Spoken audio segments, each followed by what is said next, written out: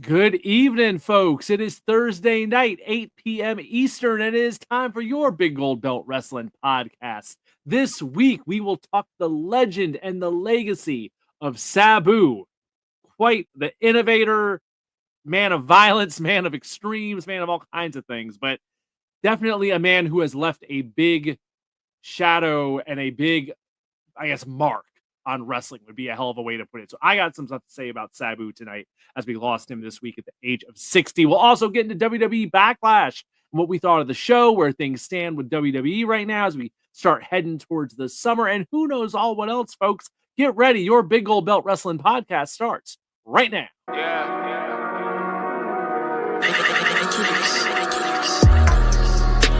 Gold Belt, Big Gold Belt, Big Gold Belt, Big Gold Belt, Big Gold Belt. All I really want is that Big Gold Belt, Big Gold Belt, Big Gold Belt, Big Gold Belt, Big Gold Belt.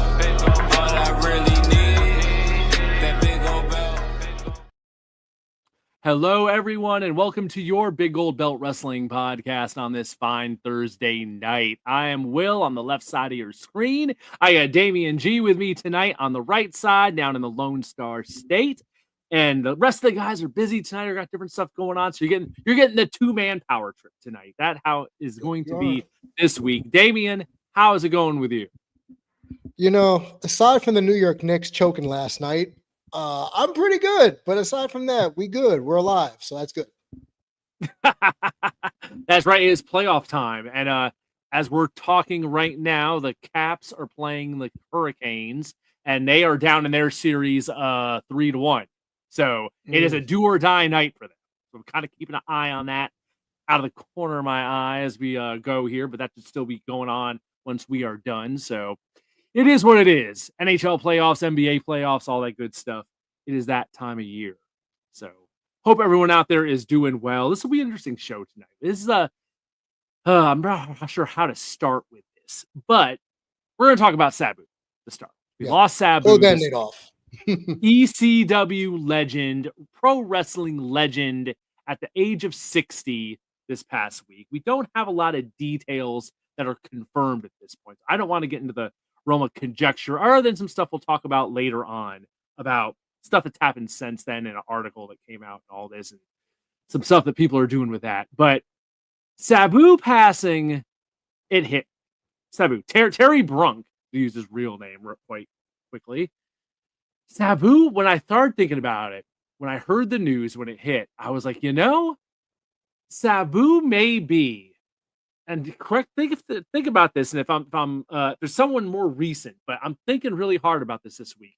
Is he possibly the last wrestling urban legend that, like, his legend preceded him before, at least in my case, and most everyone I knew growing up that was watching wrestling, his legend preceded ever actually seeing a match of his.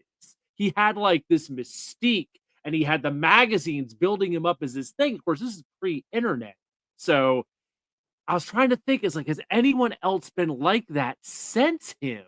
And in the internet era, it's not really the same, because obviously you have clips on the internet, you have videos on the internet, and you didn't have that back then. Sabu, the most we had was still pictures and descriptions to make it sound kind of primitive or whatever. But I was racking my brain this week. I was like, when did I first hear about Sabu? And this might not have been the first time I heard about him, but it's definitely the first time where I got the full picture of him. I think it was, I'm pretty sure on this part, I think it was the Pro Wrestling Illustrated issue where they went from black and white to full color. Oh, wow. Even though it was 1992. Okay. It was 1992. I know that for sure. That's when the match happened in question. And me and my boys were going to the movie theater to see something. Who knows? And there was a newsstand there at the movie theater that we'd always hit up that like got the magazines early. So that was like the spot to get the wrestling magazines, because all the drugstores got them later. We got the new PWI there, and I'm pretty sure it was the first one where they went full color, and they had coverage in that issue of the fire match that they did in Japan with Sabu and the Sheik and Onita. I think Tarzan Goto was the other guy. But this is like not like your WWE style Inferno match with the pipeline out to the ring and the nice little neat thing. Look it up on YouTube, folks. They pretty much just wrapped some parts of they had no ropes, it was barbed wire fire also. So it's barbed wire wrapped in essentially oily kerosene rags that they just lit on fire. And it was a disaster. The ring went up in flames, and like pretty much within 2 minutes, they had to get the hell out of it. But that, I think, was my first exposure to Sabu and the full effect of, oh, this guy's like, he's out there. this is beyond like, crazy, it's a Bruiser Brody Abdul the Butcher type where he's got a weapon. This guy's getting in a ring surrounded with fire and it's looking like a damn inferno. And I remember those photos just being like, what on earth is this? And then from there, the legend grew. There it turned into Sabu's this guy who does moonsaults through tables. And it was like, what are you talking about? Because here's the thing, folks know, for the younger folks out there. At the time, no one was doing table spots. That was not a thing. This is pre-ECW. So hearing that someone was getting put through a table in every match, much less doing a moonsault through a table, this was otherworldly stuff. I was like, whoa, hold up. This stuff doesn't happen. The most you have is maybe someone gets put through a table accidentally once in a blue moon, but not like as a regular thing. So to hear there's this crazy guy doing fire matches in Japan, he's doing moonsaults through tables. You were hearing all this before you ever even finally saw a match. So by the time you finally saw a Sabu match, which for me, I think was ECW or some indie match of some sort, by the time we finally got it with us trading tapes back in the day, the legend was already like, oh, damn, who is that crazy guy? We're finally going to get to see it. So, Damien, my question for you, how did you first hear about Sabu? Did you just see him on ECW, or was there stuff before that? Since we're around the same age, so. Yeah, no, unfortunately, I don't have as long of a lineage in watching death matches or anything like that as you have, because I didn't even know that match existed. When you mention Onita, automatically my radar goes off and I'm thinking, oh man, stuff went down. So I was a WWF/E guy for a while. It wasn't until I was up one night in New York City at 2:30 in the morning watching MSG, Madison Square Garden Network, and all of a sudden there's this random wrestling show on, and I'm thinking, oh, this isn't WWF. What is this? Mind you, it's 2:30 in the morning on a Saturday night, and I was still a youngster at that point, and it was one of the vignettes for, might have been a Barely Legal that Joey Styles was putting over. The one where he references that Sabu broke his neck in a match with Chris Benoit. Yes. And I had never seen him prior to that. And when you mentioned the mystique, because he rarely performed on the MSG broadcasts often, it was always either a vignette or a quick squash, but it was never a competitive match that I saw until the first pay-per-view against Taz. So for me, as you were referencing, larger than life, this insane man who taped up jaw because of barbed wire, broke his neck, went back to the ring, still wrestled. And I wrote this down while you were talking. I think the reason why we're so in on still of Sabu was, one, no internet, no DVDs, no going back and seeing stuff. I wrote down, he had a style that mixed barbaric wrestling with athleticism. And I don't think we had seen that up to that point. Like, you can talk about the spots, but the athleticism it took to do said spots, I think, was something that was unheard of. Right. It was unheard of. I was like, never seen crap like that before. You don't. You don't, especially for that timeline. And as I was saying, for me, that's like watching the original Jeff Hardy, if you really want to think about it, because Coast to Coast was RVD's, but the whole chair stuff was when he was partnering with Sabu during ECW. So that's when I first saw him. And you're right, that was my larger in life moment, was the fact that he was able to, and I'll never forget, when he was doing a triple jump moonsault, the first time he landed on the top rope and perfectly balanced himself, I said, hold up, that's not normal. Right. and then he goes crashing through a table on a plancha. But I didn't see that growing up. I didn't know about that, and we didn't have many pay-per-views to go off of. So yeah, that was when for me Sabu was larger than life. And that we could talk about afterwards, but that's when kind of, in my estimation, the mystique kind of wore off when you finally got to see him work. Like a Yeah. good chunk of ECW guys back in the day. It's like, oh, you hear about it, but then you see them consistently work, and that's where you lost me. But Uh-huh. in the grand scheme of where he fits in the annals of professional wrestling. So, like I said, to blend the barbaric style with the athleticism and the high flying, high risk style seamlessly almost. That for me will always be his calling card, long before Jeff Hardy, long before anyone who does stuff now, Ricochet, etc. That's a great point. The whole like barbaric acrobatic style of Sabu. That's a great blend there. Like our good friend Cupcake in here. Sabu starred in ECW with Stone Cold Steve Austin. Yes, they were there at the same time. That's absolutely true. When Stone Cold did his, well, it wasn't even Stone Cold yet. It was still stunning Steve Austin at that point. But his metamorphosis before he went to WWE, became ringmaster. So yeah, they crossed over there at the same time. And I guess that was 95, I think, late 95 was when that 95, happened. late 95. Yeah. Mm-hmm. Yeah, late 95 when that happened. So there you go. Cupcake is right. Cupcake, I will save your comments on Backlash and John Cena for later in the show because we will definitely be talking about that later. But glad to have you here as always, Cupcake. Yeah, Sabu, we were trading around here. We were trading for tapes back then. Here's the thing. You got to see ECW in the middle of the night on MSG. We didn't have it down here in DC. It was not on a local channel here. For whatever reason, they did not get clearance in DC. Out in like the country in Virginia, I had some friends that were able to get it out there in the middle of the night. But like in my neighborhood, no channel carried it.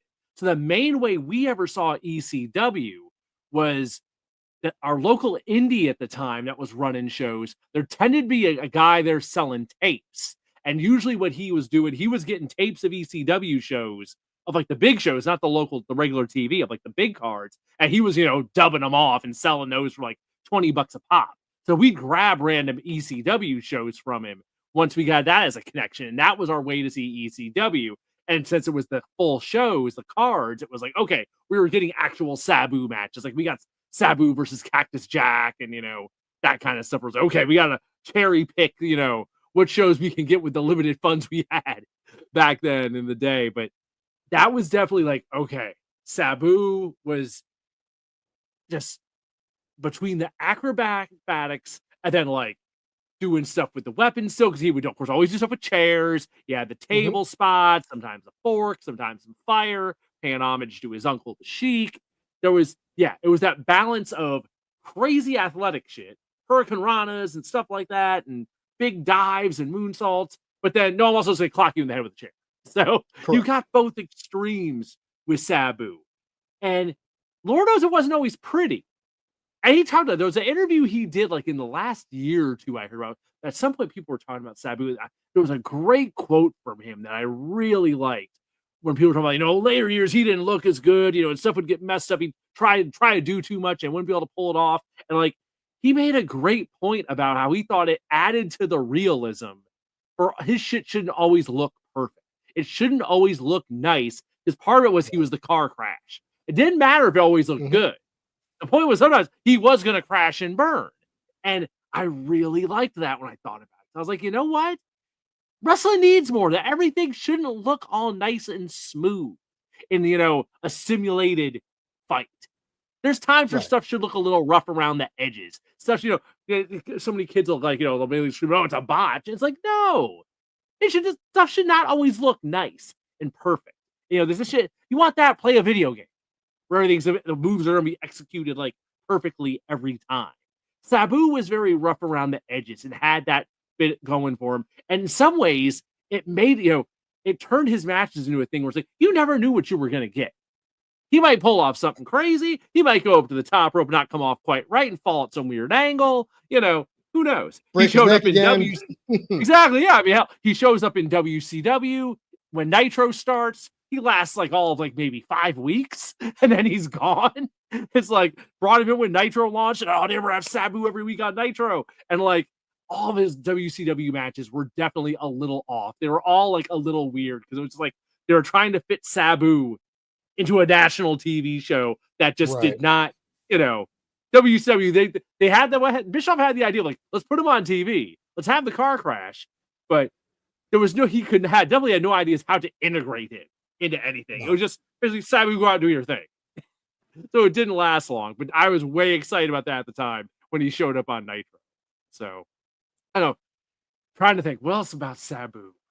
I think of the later years, he kind of had that renaissance in the mid 2000s when the ECW reunion happened, and he got his little run in WWE and did that stuff with John Cena. And it was just kind of like, you never in a million years would have thought that would have happened, but like it did. Of course, there's been tons of people putting up the GIF this week of him doing the triple jump leg drop to the announce table on John Cena, which was I remember that happening and just being shocked that Cena would be down for that.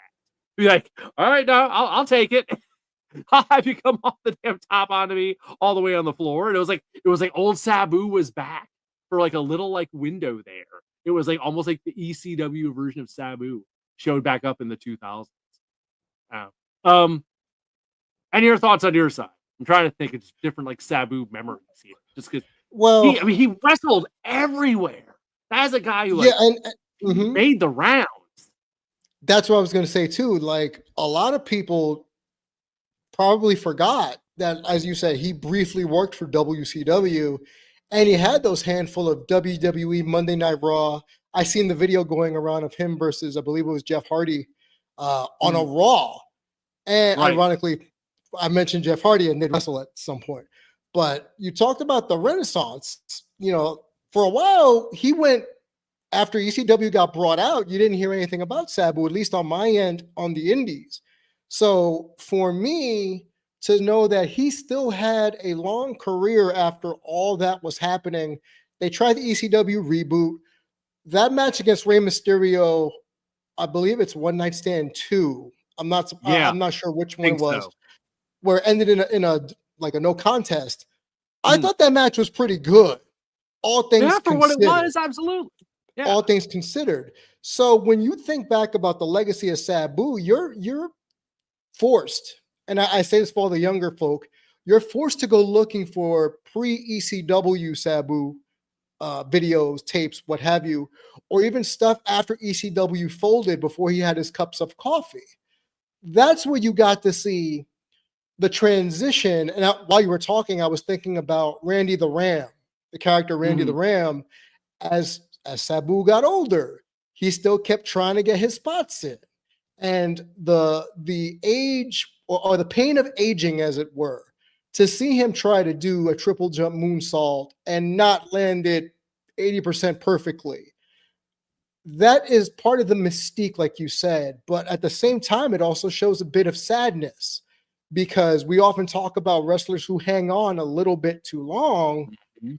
It fills me with sadness to know that he was one of those people. He held on a little bit too long with a style that doesn't equate to that. It's not as if he had a Randy Orton style, catch as catch can style, where you could stay grounded and take almost no bumps and still work like Dustin Rhodes is doing right now at 50 some odd years old. He was a car crash, like you said. So it was going to be one of two things. He was going to speed, and he was going to crash in a blaze of glory. And unironically, that is exactly how his career ended. And sad to say, his life. He sped through it, and then he led it into one last car crash, one last hurrah. And it's very eerie, the parallels between his last appearance at a show and the Ultimate Warrior. That's the first thing I thought of when I found out that he had passed. I said, whoa, because I was in Vegas. And it was like, wait a minute. You at the spring break show, or I know you were there for some of the shows. Were you at the spring break? No, show? I was watching it on streaming because I was not going to pay what they were paying for spring break tickets. Understand. Well, I was watching it, and and I saw it was a schmoz, and obviously we'll talk about why it was a schmoz. But just seeing him and knowing that, man, I got to see Sabu do cool stuff, and now this is what I got. All for me to say, 9 days later, very warrior-esque, and we've referenced this before about wrestlers in general. When we appreciate them while we're here, or while we appreciate them while they're here, hopefully, it's when they go in the circumstances of how they went. Sometimes it may overtake the career that they had. And in my case, Sabu, it's like, yeah, we're talking about all this hardcore, pardon the pun, this hardcore shit, but he died as he lived, recklessly. If you really want to talk about a man who shouldn't have been wrestling in his last match, and he did anyway for the last payday. So unfortunately, that's what I'm going to remember. A tragic ending to a shooting star. Yeah, no, I got you on that. The couple real quick to wrap up to talk about his runs. The other run jumps out at me. His TNA run with Abyss was really damn good after WCW. That was like another little. He'd have like these little flashes of like, oh, Sabu's got the gas again. Sabu's like got some fire in the tank. He had a really fun run in TNA with Abyss. I remember that. There was like Sabu and TNA had some spots in there that were really good. That I'm sure some people out there remember. So it all ends up at GCW over WrestleMania weekend for what was advertised as his retirement match with him and Joey Janela that went down at the spring break show there. And that match went on really late in the night. I did not see it live. I watched it the next day because it was like so damn late on the East Coast by the time that one happened. But lots of gifts out there of like, the barbed wire and the rough falls he took. And, Sabu definitely was not in the greatest of shape, which has been talked about a lot this week, as there was an interview following his death with Joey Janela that there's some a lot of people are saying they probably said more than they probably should have said, that they put this much information out there. But I'll read some of the quotes here since this got people talking this week. So I guess the concern became, was Sabu going to show up for his final match? And to be clear about that, a lot of that concern came from just last year over WrestleMania weekend. They were going to induct Sabu into the Indie Wrestling Hall of Fame. GCW was going to do that. And Sabu came to town. He's there for the show. Comes time for the induction ceremony. Sabu didn't leave his room and he didn't go. So he was there. He no-showed his own Hall of Fame. Yeah. No-showed his own Hall of Fame induction, but he did travel to the location and said, I don't want to go. So as we're talking about this, I think the key takeaway I have from all this is no one was going to make Sabu do anything he didn't want to do. And I think that's the key takeaway there. If the man didn't even want to go to his own Hall of Fame induction, he sure as hell wasn't going to wrestle this match unless he wanted to do it. No one was going to be able to get him to do something he didn't want to do. I'm very sure about that. So I guess there were concerns. And then as the match got closer, the quotes from this article on Yahoo Sports are, quote, "What do you mean Sabu can't walk?" They said. Yeah, Sabu says something's up with his knees. They're locked up. He can't walk. And his feet are bleeding. He's not coming. Sabu's not coming, I said. Sabu's fucked. So we went ahead and talked to Matt Tremont, and Tremont was about to be his replacement for the match. And I feel like this is going to be the most embarrassing moment of my career. There's 2,000 people here. This is one of the biggest spring breaks ever. The biggest crowd Mania weekend indie-wise. I'm going to have to go out there and announce that Sabu once again no-showed. And no-showed his own retirement match. There's a quote from Joey Janela. He goes on, we're about an hour into the show. And I said, just get Sabu here. Now here's what people on the internet started getting weird about stuff. So they gave him something called kratom. You can buy it at a smoke shop or something. It's like a legal opiate or something. They said he's hopping on the bed. He's hopping off the bed. And we're going to get him to the show. So he shows up 2 hours into the show. Sabu was on a different fucking planet. Everyone in the backstage was like, what the fuck? Is this going to happen? And my God, did it happen? So take it for what you will. Do you, you know a lot more about this stuff than I do. As far as like, I'm sure. Now here's the thing. A lot of people are like, oh my God, they drugged up Sabu and they put him in the ring and he was drugged up. Yeah. Of course, first thing that jumps out at me is like, that's your biggest damn concern on an indie wrestling show. Do I have news for you? Good Lord. Clutch your damn pearls. There was somebody high on an indie wrestling show. Oh my God. Much less kratom or kratom, however you say it. I'm too old to know these things. I know the name. I know about the stuff. But yeah, it's like, okay. Yes, the man is 60. Yes, he's old. I'm sure he is in a ton of pain from the style he wrestled over the years. Mm-hmm. That said, I can't imagine that is the biggest damn concern here, that he took, stuff you can get at a gas station around Right. here. Or it's Right. like, we're not talking, they didn't inject him with something, or at least if they did, they're not admitting to it. But people, a bit of pearl clutching there, in my Mhm. opinion.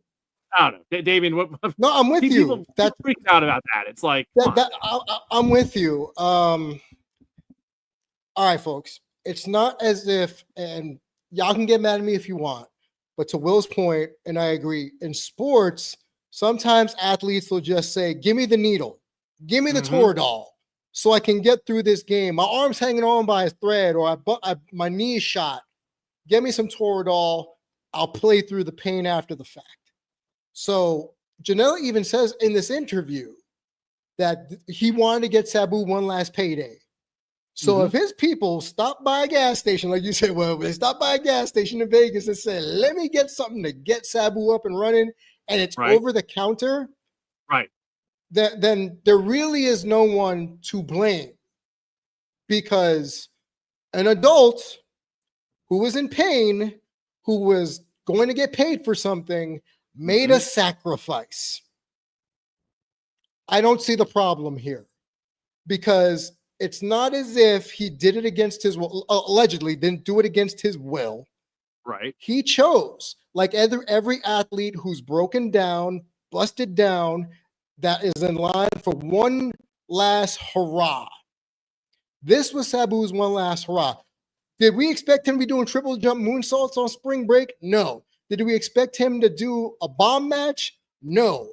I expected what we got: a beat up Sabu trying his best to relive the hits, and then having shenanigans aplenty, as is Mm. the norm for indie wrestling.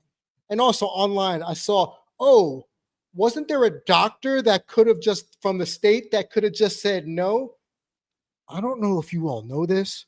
There are certain states where, yeah, there's a doctor present, but the doctor's only there just in case somebody gets busted open severely where they have to go to the hospital. Right. Not to make sure that they're ready to fight like the WBC or WBA in Vegas. It's nothing to that effect in some states when you have a doctor at an indie show.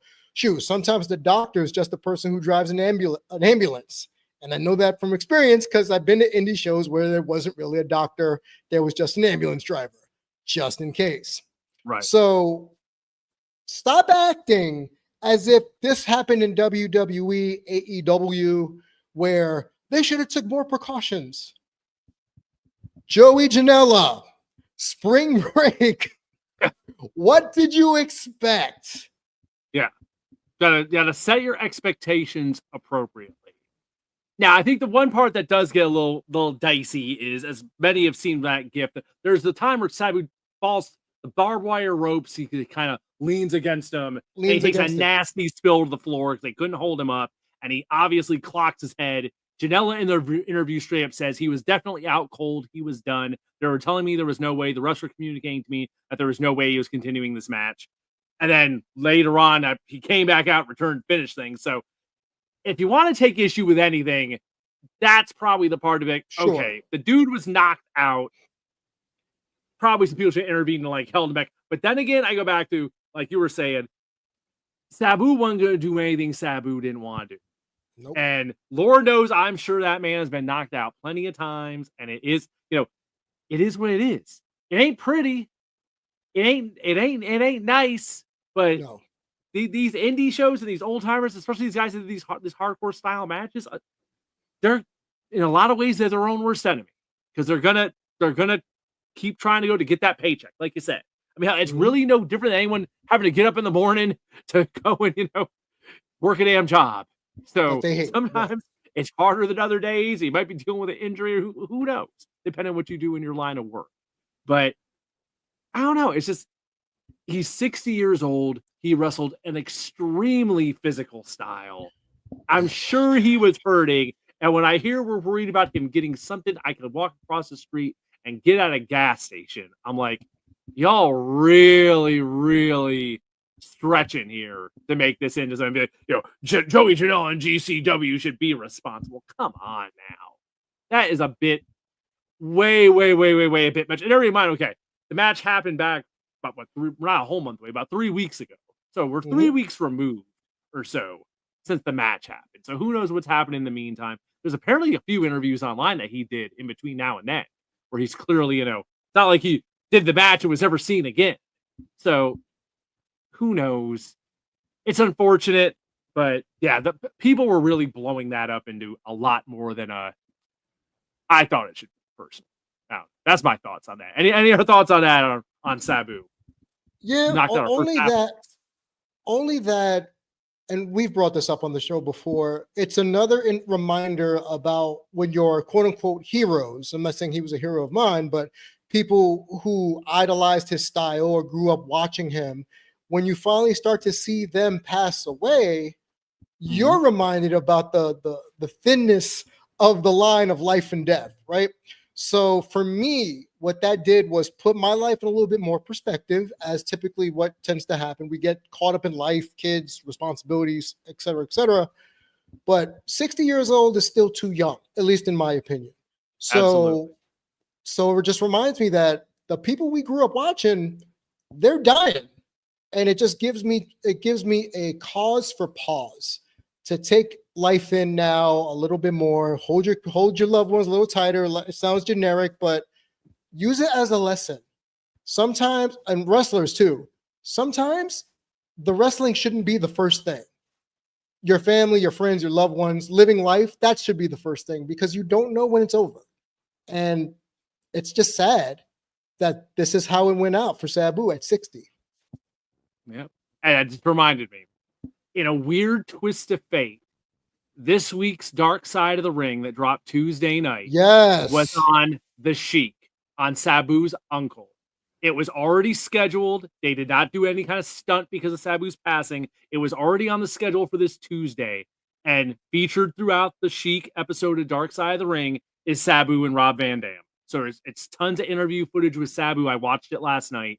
It's really, really good. I really enjoyed that. It put a spotlight on the Detroit scene and like this area of wrestling that a lot of people don't know about. And like the full story of the Sheik and Sabu, learning from him and Sabu's time early in his career when the Sheik was training him and all this. And it kind of worked out that we got a bunch of Sabu interview footage right after his passing, and just the weird twist of fate that how that just happened to be scheduled to come out like days after he passed. Just eerie how stuff like that works. But if you have not checked it out, this week's Dark Side of the Ring on the Sheik has a lot of Sabu stuff in it. So kind of a nice little bow on things there. All right, folks, we're already halfway through the show. Had a lot to talk about with Sabu tonight. So nice little tribute to him. I'll probably be watching some Sabu this week. Pull out some ECW stuff, some FMW matches, see some of the greatest hits, see some people put through some tables. Let's go to our halftime break. And when we come back, we'll talk WWE Backlash. We'll lighten this thing up. Cupcake has some things to say about John Cena, so we'll get those comments in here too. And who knows what else, folks. Stay with us. Your Big Gold Belt Wrestling Podcast. We'll be back right after this. Looking to get your brand in front of people who eat, sleep, and breathe entertainment? Big Gold Belt Media is the place to be. We're all about reporting on movies, TV shows, conventions, and everything in between. And we want your brand to be a part of the action. Partnering with us means your sponsorships get featured right in the midst of our content. Plus, we're going to hype you up on all of our social media, connecting you with an audience that loves discovering new things from trusted voices in entertainment. We're easy to find. Just look for us on Big Gold Belt on all your social media platforms. Don't wait, reach out today, and let's start building something amazing together. Your spotlight is waiting here at Big Gold Belt Media, biggoldbelt.com.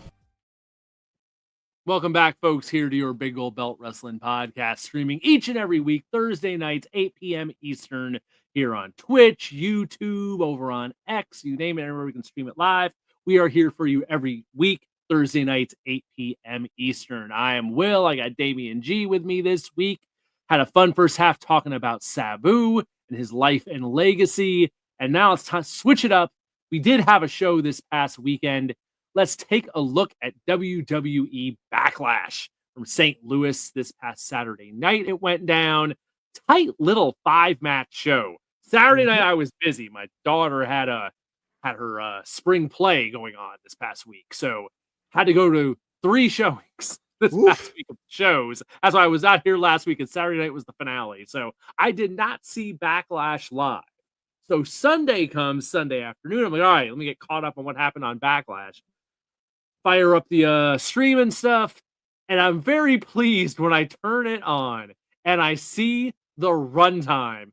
And it was like 2 hours, 47 minutes. I was like, oh my God. Thank you. Thank you. Thank you.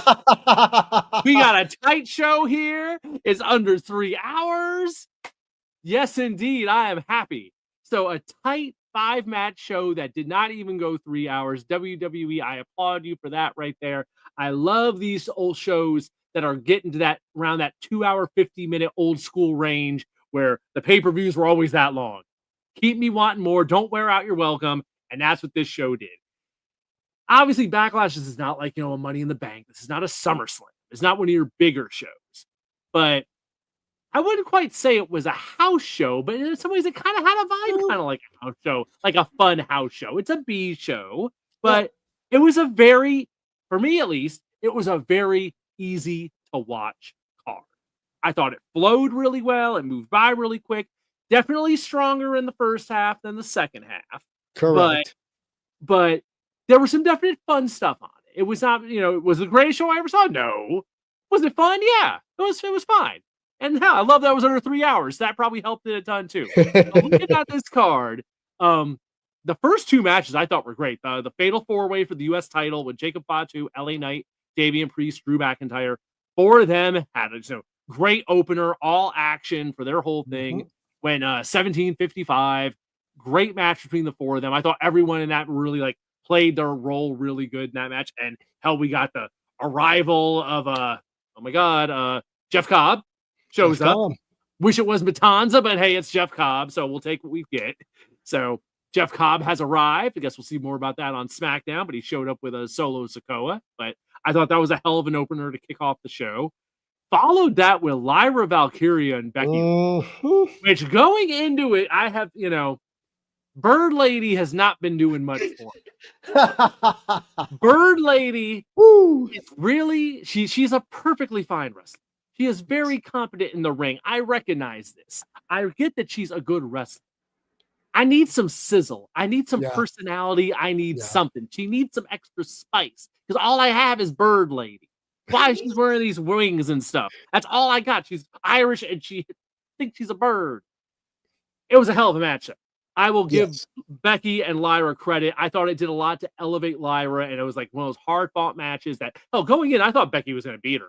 And they were going to use her to really kind of shine up this women's intercontinental title, but they kept the title on Lyra, kind of a skin of her teeth victory. But I thought it was very much I thought it put some little extra polish on Lyra. So she's slowly winning me over. I need some personality. I need something more, but okay, she's bringing me something. Damian, you're into the women's matches. So Becky and Lyra, what are your thoughts? What are your thoughts on Lyra? What are your thoughts on Lyra Valkyria? I don't think we've talked about it. Yeah. So I understand you and your likes needing, we've talked about it, sizzle versus steak, and right. And you need that in WWE or AEW. I need that. Now, you know me well enough to know that match and Lyra in general is up my alley because I focus more on the in-ring portion than your ability to captivate an audience. So I will say, she's getting the yeet treatment because of her intro. Because now the crowd is going woo in the breaks of her theme song, which is a start. And her whole gimmick is she's a Valkyrie, right? Like the Valkyries. I'm not saying like Norse mythology, but she's a warrior, right? So the fact that she comes out with the wings and the crowd goes woo like it's a bird call. You know who this is good for? The kids. The kids, they're gonna be wanting to buy wings. How have they not made some wings for her to give out yet? They need to. There are some wings for the kiddies to be like, woo, in the crowd with her, because God knows at some point we're gonna have to replace Ric Flair with woo with something else, and that's a good start.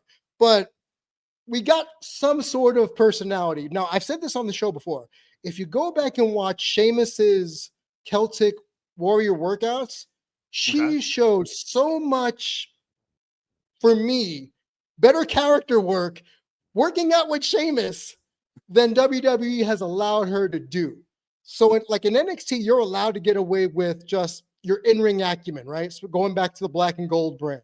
And even now, this new Shawn Michaels version of NXT. We're more focused on in-ring portion.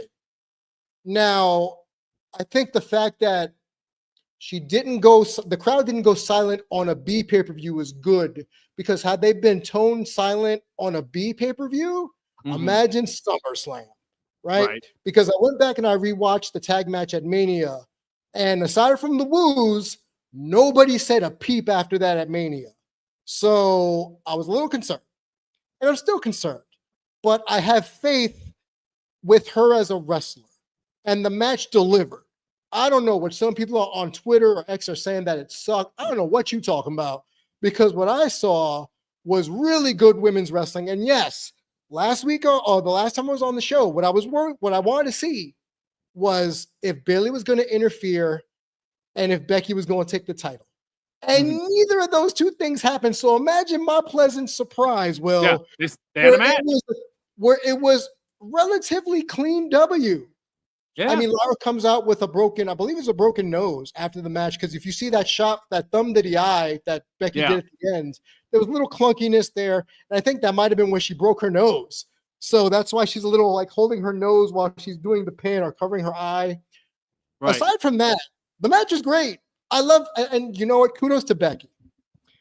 I'm going to switch real quick, Will. The Becky Hogan stuff. Right. Knock it off. Because Hogan, brother, would never have done what Becky did. Yeah. She got even more heel heat for her and sympathy for Lyra by going after Lyra's fiance in the crowd. And I love the fact that it made Lyra more of a sympathetic babyface, which I think is her niche. Let's not mess this up. She should be a Sami Zayn type, because she just looks so, aw, shucks. Like, oh, it's Lyra, like, aw.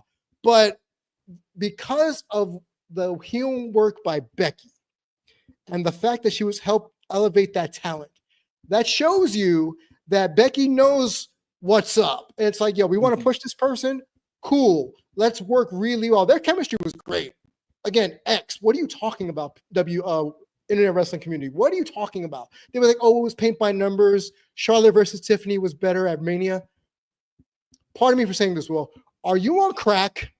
Because they were not the same thing at all. I definitely like this match better of the two. Correct. Absolutely. And I'll bow tie it and say this. Do I expect the next pay-per-view for Lyra to have the title again? No. But if they go out, put on another banger, and in the course of building up to another rematch where Lyra versus Becky again, if Lyra can get a little bit more crowd support and some damn wings, WWE, do it. Get some Valkyrie wings out there now. Get that merch going. Get that merch going. This can show that she can continuously be an attraction in the women's upper mid card. So it gives me hope. It gives me hope. Okay, yeah. My only, I think, part I didn't dig about the match was Becky did way too much of the shock NXT kick out face and just milking that, which is like, oh my God, I can't beat her. Oh my God. And just like when Lyra kept kicking out, they went way too hard on that for my taste. So I was getting a little annoyed with that. But other than that, if anything, I was pleasantly surprised with that. That's how I would describe it. I was pleasantly surprised. And looking at the rest of the card, that was easily the match of the show for me. Easily. Oh yeah, I stopped watching afterwards. After my two matches, the two matches I wanted to watch, got them in succession, and I was done. And I just said, okay, see you later. Okay. So Dom and Penta was fine. It wasn't anything, crazy. It was, middle of the show match, went less than 10 minutes, whatever. Nothing remarkable there. I didn't hate it, I didn't love it. It was kind of like, it was fine. Gunther and Pat McAfee. I was definitely curious going in how they were going to handle this match and how it was going to work. But for what they did, it was probably the best case scenario where they never had Gunther in any danger. They made it clear that Gunther was on another level from Pat McAfee. Pat McAfee, though, was but he was willing to, do what he could. Pat McAfee was fired up and, was going to shoot his shot. It wasn't going to work, but damn it, he was going to try what he could do. And with what offense he has, a whole lot of kicks, whole lot of, punts going on for Pat McAfee. And they worked Michael Cole into it, for some extracurricular stuff there. The fans ate it up. So it could have been worse. It could have been more of a mess. So, and Pat McAfee I've definitely seen him have better matches than this, but it was fine.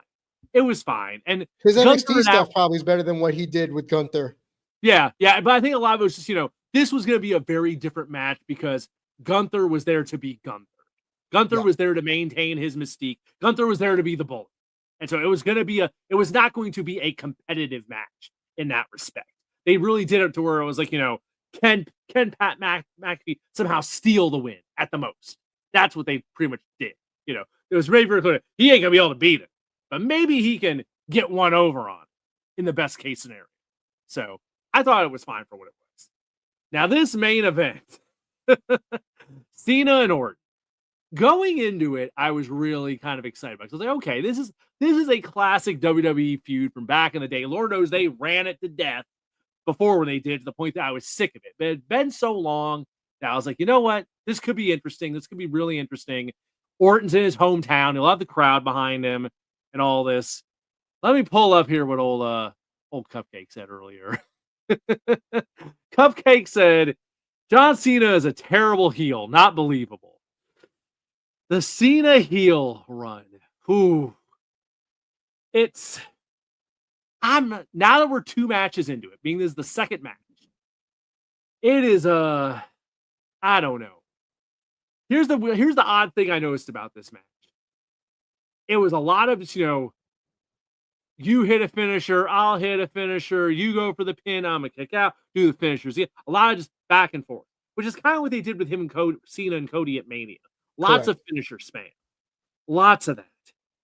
As a match, I was not into it. That said, I could not help but notice, though, that crowd in St. Louis was eating it up with a spoon. They were all on their feet from about the midway point. They did not sit down. They were living and dying with every kick out. So I'm looking at it, I'm like, maybe this just might be, it's not for me. But that damn crowd was loving it. So it's a weird situation where I'm like, that was definitely, of all the matches on the show, the match I was least into. And I'm not digging this John Cena heel run. But damn, if that crowd in St. Louis wasn't loving it. So if the live crowd's loving it, it's kind of like, okay, maybe it's just me. I don't know. But you said you didn't watch the match. But it was very but I can talk about what the clips I saw. And you're right. Yeah, you're right. It was everything we anticipated it to be, because Cena no longer is a full-time wrestler, and as safe as Orton's style is, we weren't going to get vintage Randy Orton. We were going to get cut and paste A and B. What made that crowd from the clips I saw was the crowd itself. That's what made the match, right? Mm-hmm. And the funny part about it is that it's more memorable for what happened at the end of the match than the actual match itself. It's like someone booted up all their finishers and SmackDown, Here Comes the Pain, and it was L2 all the way. And then we get to the end, and then, we got our truth. And I thought that was an intriguing way to do it when I saw it. I said, oh, that's different. Truth is a national treasure. But I also want to say, what you had said in the previous segment about Lyra and Becky about sizzle versus steak, this was all sizzle and almost no steak. This was like a vegetarian platter with a whole bunch of A1 steak sauce on it. That's what it was. Right. Cupcake is nailing it. The crowd paid their money, so they made the best of it. I don't know why I said they made the best of it. They were into it. From the moment Randy Orton came out, my God, they're singing the song, and just the folks were clearly there to see Orton and Cena. So that's St. Louis crowd. Yeah, that St. Louis crowd was all about it. I think the key takeaway for me was it very much came across as this was Randy Orton carrying John Cena through this match. Cena is just not, I don't know if he needs to put some more ring time in, He or if it's just steps that forward. he's just doing so few matches that it's just not going to be that. But he was definitely a Cameron Orton was guiding him through this thing. They went 27:50. That thing did not need to be 27:50. Nope, that's 10 minutes too long. Yeah, hell, the night before, I saw a thing online. There was a post of people going like, "How long should Cena and Orton be?" And it was like, I think it started at like 20 to 30, 30 to 40, 45 plus, and I put I crossed them all out and was like, "Give me 15, give me 12 to 15." Give me 12 to 15 with like 5 of that being Orton working the headlock spot. Because I do kind of feel like Cena don't got that gas tank right now. He just does not. No. Yeah, cupcakes. Yeah, Cena is not in wrestling shape. Cena is in Hollywood. I'm playing the Peacemaker shape right now. Correct. He is we're working on the Hollywood set shapes, and it is what it is. But I hope he kind of because we got to get through to December. We know he ain't losing that title to the end of the year, so we got a long year ahead of us. So I hope Cena gets a little bit more pep in his step. We got time for it to happen. Because God, I don't need months of this. I don't want this to be the story of the year where like the world title matches are just like, wrestling. And you know what? That's the thing. That's the thing Cupcake's talking about, and I agree completely. Where the heel turn is failing. And in my estimation, his heel crowd work is good, but he doesn't know how to work a match as a heel. And it shows. Even if he was ring spring chicken John Cena, I still don't think he understands how to work heel in a WWE format because it's the same spots, just him looking mopey and being almost a little bit of a chicken shit heel. But aside from that, there's no nuance to this character because all he does is come out on whatever show it is, yell at the crowd, you're useless, fickle, like Daniel Bryan when he was calling the crowd fickle. We're still doing the same thing since Mania, and it's getting stale. And you're right, it's going to be a long year to get to December if we're going to keep doing this every time Cena has a feud because there's only so much you disappointed me, I gave you everything, blah, that we can get before we say, okay, John, give me something different. Can you be Peacemaker? Yeah. Be literally Peacemaker. Talk about killing Randy Orton like you did Rick Flag Jr., like something like that. But I can't. Well, I can't. I can't. Even the promos are starting to get a little wonky to the point where the person he's wrestling is carrying the promo. And I'm thinking, oh, this is the thing you made fun of The Rock about when you talked about him writing promos on his wrist. Now you being the old grumpy guy, it's not working. So I understand Cupcake's frustration. Now I read the internet tea leaves, and they were saying, oh, there was a moment where Cena looked at the title and he looks like a man who's conflicted and he's already kind of questioning his motives. No, and I'm back out of it. Right. And I'm saying, we are 2 months into this thing and he's already showing regret. Come on, man. No. So I pray that if they're going with Cena versus Punk next, that Punk finds a way to pull old John out so that at the very least the promos can be worth the match. Because if I gotta sit here and watch Punk, and albeit I've been a Punk fan, but as he gotten older, he works a specific style. If that Punk style now can bring anything out of Cena, I think I'd faint because I don't see anyone being able to bring out more than what Cena can give physically. And maybe it's just his body, and that's okay. But you're going to have to do more smoke and mirrors then if you want us to fully buy into John Cena heel champion, because this isn't working. Yeah. We got Money in the Bank. We got SummerSlam later this summer. We got big shows coming up. We're gonna need, I'm sure, I would think they're probably going to go with the idea of like a different challenger each show since we have only so many limited dates with Cena. So milk it for all it's worth and not do rematches till we eventually, I'm sure, do Cody. But like, yeah, we need another shoe to drop. We need something to spice this up because it's not clicking right now. It needs something more. It definitely needs something more. And Backlash, I think, was the first step of being like, yeah, man, God, come on, so John, please, please give us something. Give us something. All right. We got a couple. Do you got anything else you want to throw in tonight? We got a couple minutes left Actually, where we can start wrapping it up. yeah, I actually have something.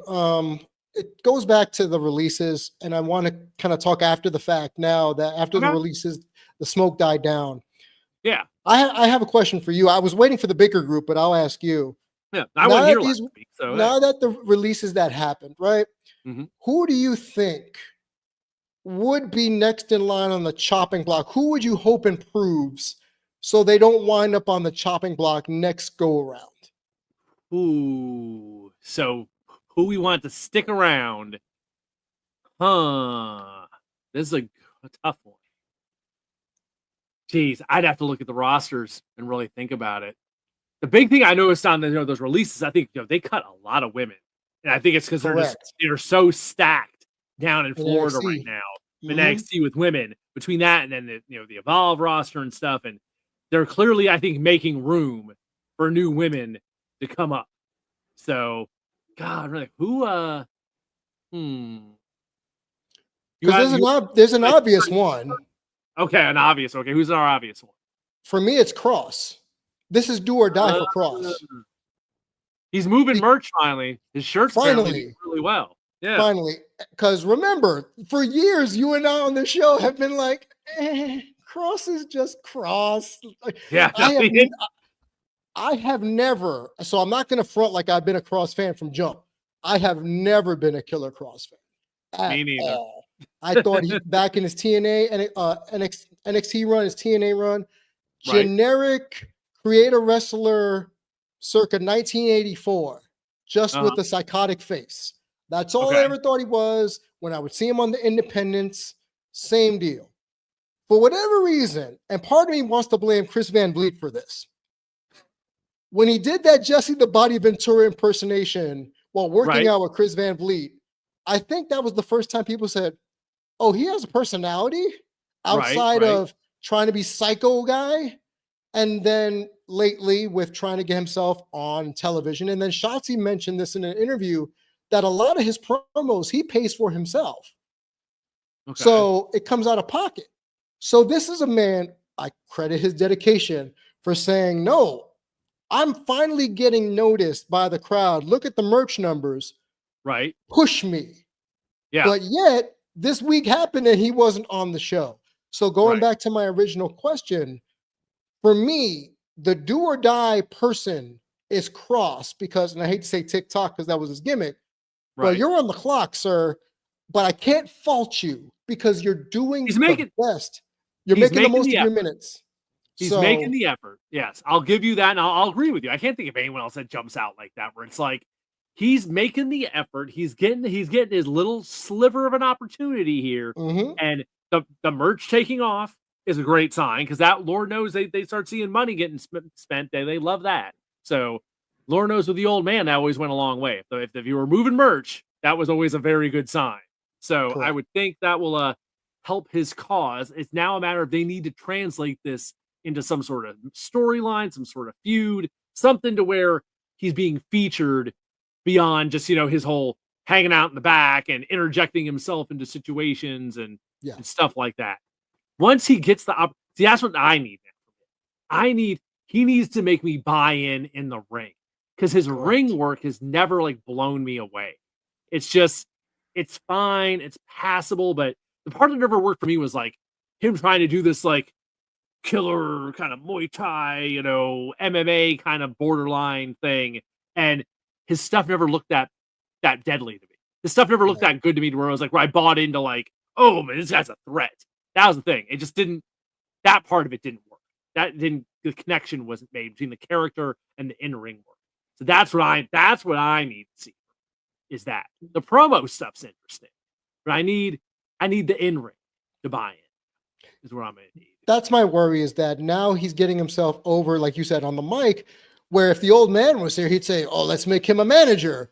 And then Right. there you go. But he's got, going back to his NXT run, I will never forget the way Adam Cole eviscerated him, Ended him. Ended him. and I thought that ended his WWE career completely. Yeah, it's a miracle he's still here. It really I give him credit. He survived all the budget cuts. He's finally getting a little bit, of attention to get on the card. And he said it in a recent interview. He says, "I'm not a quitter. I know people wanted me to just leave, take my ball and go home, but I don't quit because I love this business." So cross the person. Kudos to you and your stick-to-itiveness and wanting to finally break through that glass ceiling. But man, like Adam Cole said, once the bell rings, that's how they make me feel special.